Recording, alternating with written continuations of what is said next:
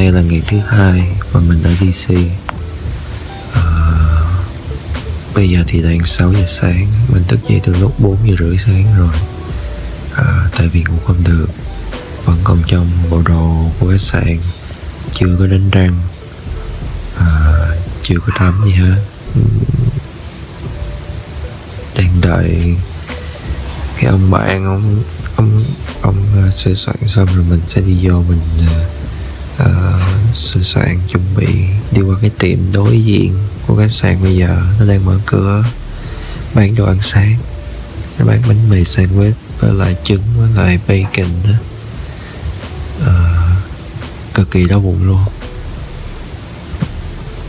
Thức dậy từ 4 giờ rưỡi sáng rồi, đói bụng nằm tới bây giờ. Tại vì 4 giờ rưỡi sáng không ai bán đồ gì hết, phải chờ tới bây giờ mới có đồ ăn mình ăn. Để mình đi tắm rửa xong rồi chuẩn bị rồi sẽ cho các bạn xem cái tiệm đối diện như thế nào, rồi bán đồ ăn như thế nào. Gặp các bạn sau.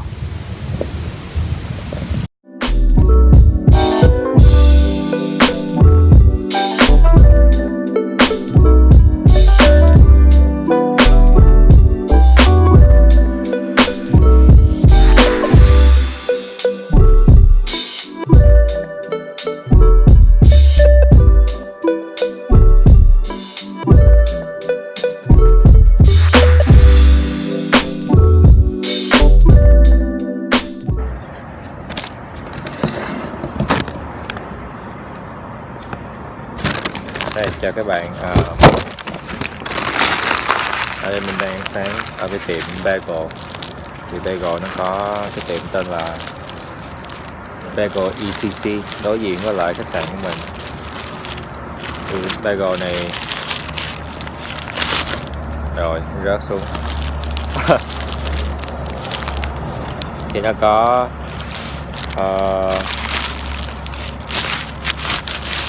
thì giống như cái donut, đúng không? Nhưng mà nó là cái bánh mì cứng giống như bánh mì Việt Nam mình. Thì nó có cái ham với lại trứng, thì ăn thử coi nó làm sao.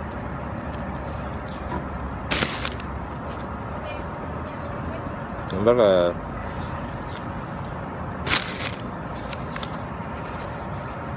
giống như kiểu Mỹ thì không có gì hết. Điều ngộ một cái là ở trong đó toàn là người Hàn Quốc bán không. Không hiểu là sao đồ ăn Mỹ nhưng mà người Hàn Quốc bán rất là mắc cười. Mà cái này cũng ok, nhưng mà sáng có bụng ăn cái này cũng bình thường thôi.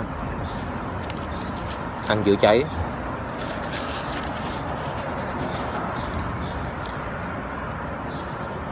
Ok, để mình ăn cái này xong rồi quay lại nói chuyện tiếp. Một người mình muốn giới thiệu đây là Shiva. Say hi, Shiva. Hi, What is your full name?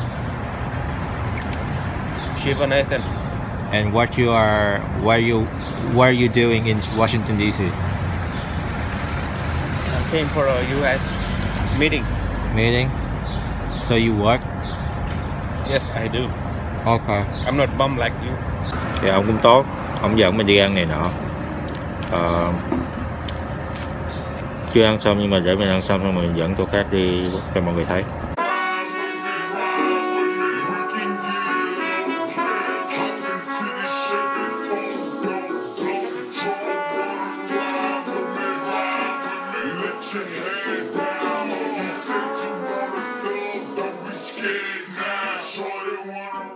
Ngay sau khi đi ăn sáng xong thì bây giờ mình chuẩn bị đi ra Chinatown, chợ Trung Quốc, để mà ăn ramen. Thì ramen giống như là loại mì Nhật đó. Chuẩn bị lên đường thì đi tới đó bằng xe metro. Thì để mình không đi xe đạp nữa, mà hôm nay đi metro để cho các bạn xem đường metro ở DC như thế nào. Thì rất là tiện lợi và cũng rất là cool. Nên bây giờ chúng ta bắt đầu đi.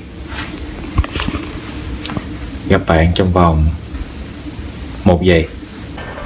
Giỡn thôi. Mình đang đi trên đường tới cái trạm xe metro thì nó ngay đây, để mình cho bạn xem.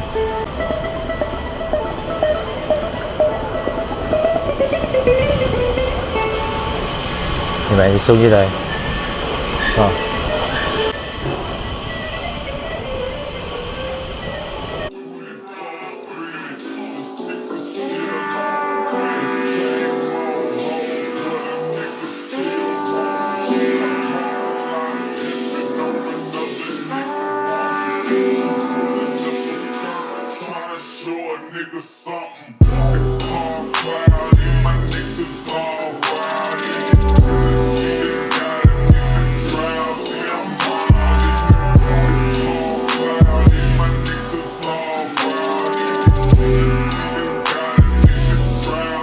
Thì nãy giờ mình đang đứng mua vé xe bus, vé xe metro đấy. Thì giá xe metro thì nó cũng hơi rắc rối mình mua, tại vì là cái này lần đầu tiên mình mua cái này. Thì giá nó cũng giống như vậy. Ok. Thì bây giờ mình để đi lên cái metro như đi đến Chinatown. Và các bạn thấy ở đây là cái xe metro nó đang chạy nè. Thì ở trong đây là dưới hầm, thì cái hầm này nó cũng lớn, rồi nó thông nhau hết tất cả những cái chỗ trong cái khu vực DC này. Thì nó có 3 tuyến đường này tuyến đường đỏ, nó chạy từ hướng Tây đến hướng Đông. Còn xe màu đỏ, nó có màu đỏ, màu cam, màu xanh lá cây, với lại màu blue á, là màu xanh lam á. Thì tất cả những xe đó nó chạy vòng quanh trong cái DC này. Cái hệ thống nó chạy rất là hiện đại, với lại rất là tiện lợi cho mọi người. Nếu mà người nào mà không có xe đạp hoặc là không có xe hơi á, thì mình có thể dùng cái phương tiện này mà đi lại được. Thì ok, thì bây giờ mình để chờ xe metro. Mình nãy giờ mình nói chuyện mình trễ mất hết hai chuyến rồi.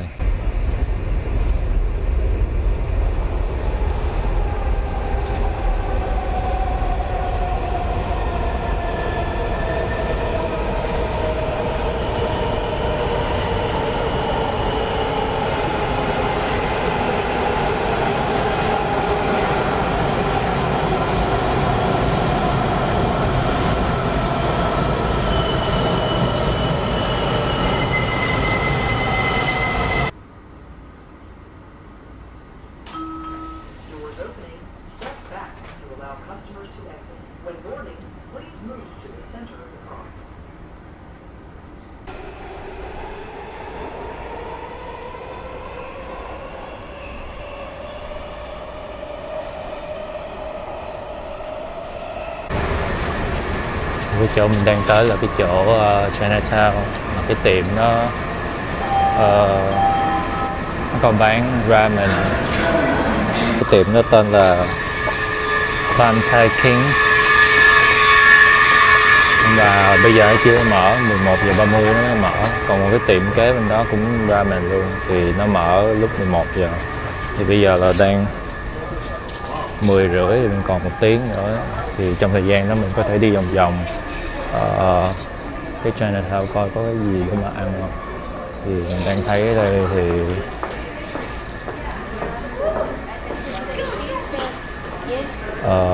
Chinatown đằng kia.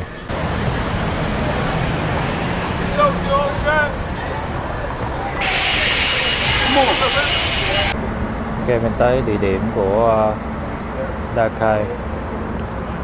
Thì bây giờ nó mở lúc 11 giờ, nhưng mà bây giờ 10:56 thì đợi một chút xíu thì nó sẽ mở cửa rồi. Cái chỗ ramen này thì nó kế ngay cái chỗ sân vận động của bóng rổ. Thì ai bên Việt Nam có xem bóng rổ thì biết đội Wizards này của Washington DC. Đội này thì cũng không mạnh lắm, nghe nói thì cái mùa năm nay thì nó cũng phát triển lên, không biết làm sao, nhưng mà nó cũng khá năm nay đó. Thì hôm nay người ta nói rồi nó đấu với lại đội Canada.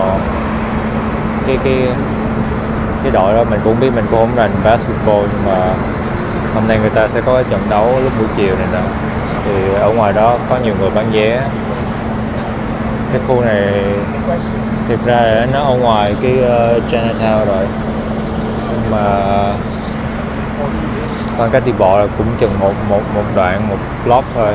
Thì trang trí của cái chỗ này nó có cái tấm sắt ở ngoài nhìn rất là artistic.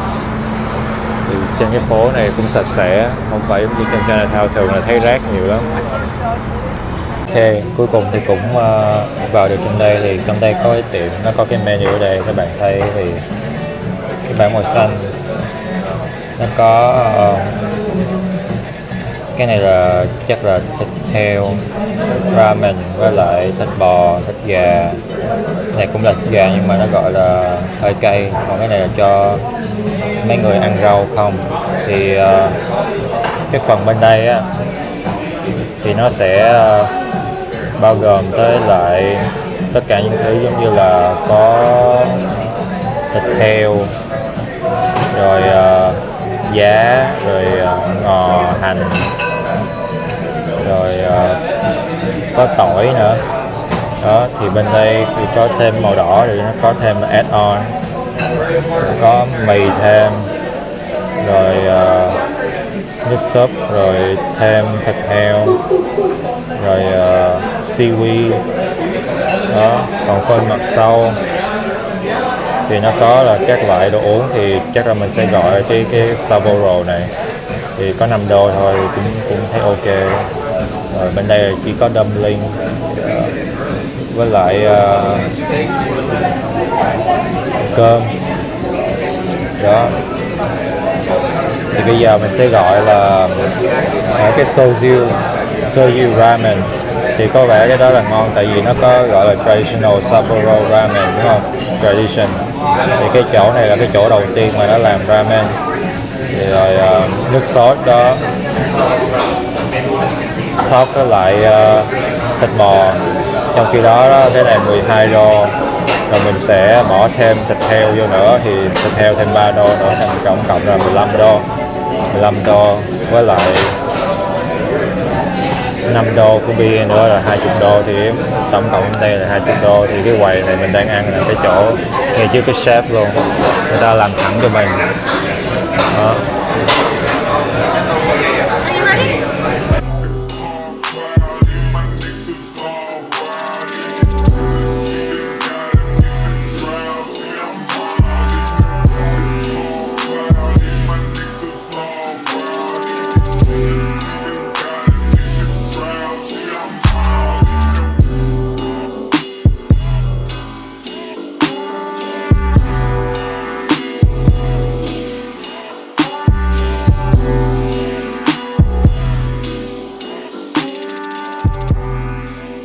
Cái món tôm mì của mình ra rồi trên công ty. Trong mì ở đây thì mình thấy là có thịt heo bằm, hành, có thêm giá, và lại có thịt ba chỉ ở đây mình gọi theo là $3 đó. Thì tổng cộng cái này là $15. Có seaweed để mình thử. Đây mình thử xem cái nước sốt ở đây. Quan trọng thì ramen thì cái nước sốt này nó là quan trọng nhất. Cái món mì thì quan trọng là cái đậm đà của cái sốt của nó làm sao. Cọng mì ở đây thì cọng mì nó có truyền thống là giống như mì ở Việt Nam ăn mì tàu đó. Ra mì tàu thì nó thấy cái cọng mì cũng giống như cái kiểu đó. Thì thiệt ra mì xuất xứ từ Trung Quốc mà. Tất cả là vì các bạn thấy bây giờ thì nó xuất xứ từ Trung Quốc. Thì mì từ Trung Quốc nó đi vào Nhật Bản, rồi nó đi qua Hàn Quốc, rồi nó đi vào Việt Nam. Thì cái này là phát minh của người Trung Quốc. Phải công nhận là họ biết ăn đồ ăn như thế nào đó. Thì mình có cái pork belly, thì mình có thêm cái trứng nữa.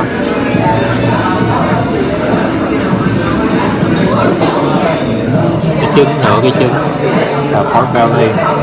Ok, để bây giờ mình thử sauce.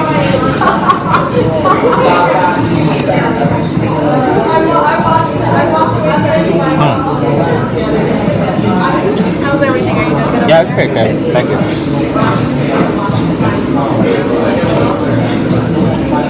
Cái sauce này mình thấy là đậm đà, có mùi heo, có mùi bò. Mì ramen của Nhật á, thường nó có bỏ thêm cá nữa, giống như nước mắm của mình vậy đó, nhưng mà nước cá của nó khác. Để bây giờ mình thử tọng mì.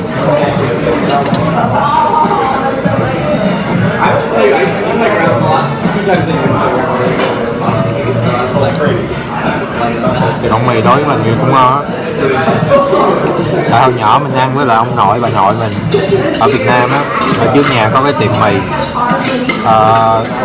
ăn đó hoài mình cũng quen cái cô đó.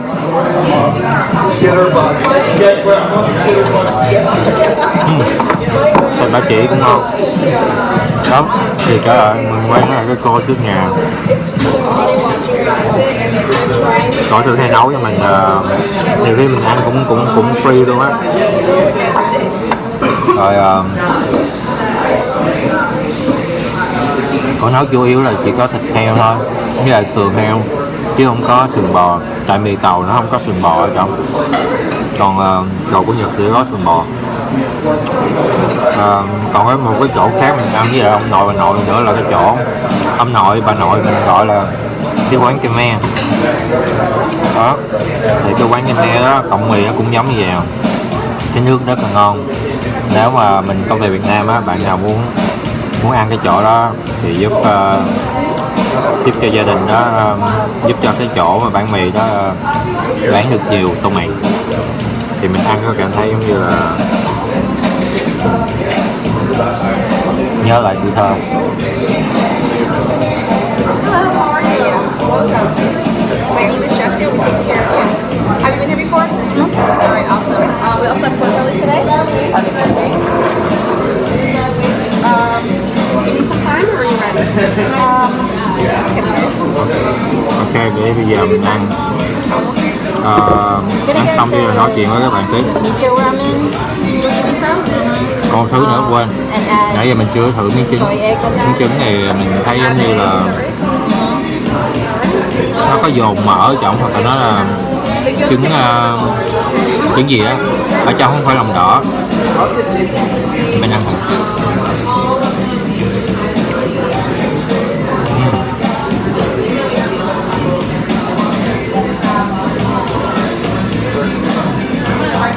Trứng nó giống như mùi giống như thịt kho.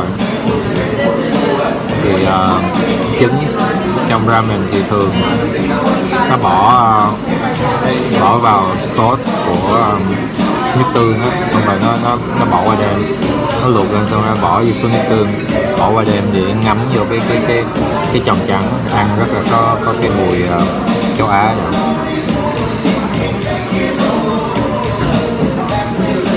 Ok, bây giờ mình ăn xong rồi tí mình review thêm nữa. Nãy mình ăn cái tiệm Takatsu đó, thì nhìn chung thì cái ramen chỗ đó cũng ăn được, không phải là tệ lắm. Ăn buổi trưa mà lúc mà mình đói thì cái đó ăn cũng ngon, hoặc là lúc mình no ăn cũng vừa miệng. Nhưng mà cái mì đó bạn phải ăn nóng, và lúc mình nó mới ra lò đó. Tại sao? Tại vì nếu mà bạn để nó nguội rồi cái giá hoặc là mấy cái topping nó lặn xuống cái nó lạnh đi đó, xong rồi nó chảy cái nước ở trong mấy cái topping nó ra, thì làm cái nước nó bị nhạt đi, ăn lúc sau nó sẽ bị nhạt miệng hoặc là đắng miệng. Thì khuyên là tại vì mình làm video nên là phải chờ làm video xong vừa ăn vừa nói, nên là tốn thời gian. Còn không, bạn ăn cái đó càng nhanh càng tốt. mà một phần trong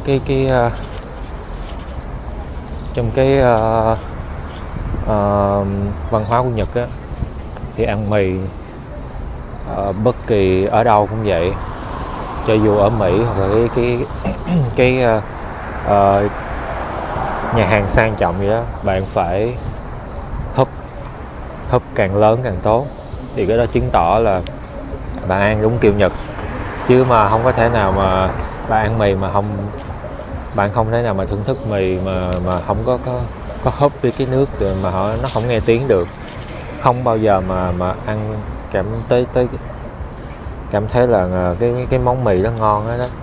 Thì bởi vậy húp nghe tiếng hoặc là ăn mì nghe tiếng thì không có thành vấn đề gì trong cái văn hóa của Nhật. Ở Việt Nam thì mình cũng ăn có tiếng rồi, nhiều người ăn cũng lớn tiếng lắm, nên chắc người Việt Nam không có ai bị vấn đề đâu. Nhưng mà ở Mỹ nhiều người Mỹ trắng họ ăn, họ sợ nghe người khác nghe tiếng rồi sợ quê, nên là lúc nào ăn cũng nhỏ nhẹ. Nhưng mà sau khi người châu Á như mình hoặc là người Nhật á, giải thích cho họ là cái văn hóa của họ chấp nhận lúc mà ăn để có tiếng, để thưởng thức được cái món mì đó, thì người Mỹ nào mà biết quen được bạn châu Á hoặc là bạn Nhật á, thì không có ngại cái chuyện mà húp nước mà nghe tiếng hết trơn. Đó thì cái tiệm đó nếu mà mình chấm điểm thì cho khoảng 7 điểm, không 8 điểm, tại vì cái trong đó trang trí cũng đẹp, giá thì hơi mắc tí xíu, nhưng mà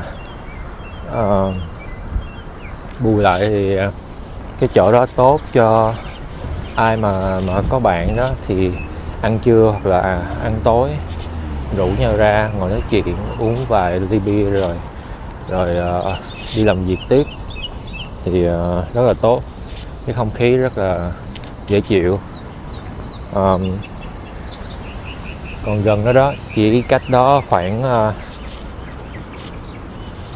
50 bước thôi, là ở đằng sau lưng nó có một cái tiệm ramen khác, giá đó nó rẻ hơn 2 đô, thì ở đây bán 12 đô thì ở chỗ đó bán 10 đô thôi. Thì mình chưa thử món đó tại mình mới ăn ở chỗ này no quá, thì mình đợi lúc sau mình mới ăn tiếp cái chỗ đó. Lúc mà mình đi tham quan xung quanh chỗ này rồi cảm thấy đói bụng rồi mình quay lại mình ăn. Thì bây giờ mình đang đi tới cái chỗ gọi là National Building Museum. Thì ở trong đó mình chưa biết là gì, mình tham quan thử, mình nhìn hình thì thấy cái kiến trúc của cái nhà đó ở trong rất là lớn, nhìn rất là vĩ đại. Thì cái tòa nhà này thì chắc là cho mấy người kiến trúc sư hoặc là mấy người thích nhà xây dựng á, thì mình vô đây mình coi thử. Mà không biết cái chỗ này nó có cho miễn phí không. Nhiều cái bảo tàng ở Mỹ nói chứ không phải cái chỗ này là cái chỗ bảo tàng. Thì đó, nhiều cái bảo tàng ở Mỹ á, họ không có tính tiền cho mình. Tại cái gì này, cái này là do nhà nước xây dựng nên, thì người dân có thể xài mà không có cần phải tính tiền. Không biết cái chỗ này nó cần phải tính tiền không, để mình vô mình coi thử.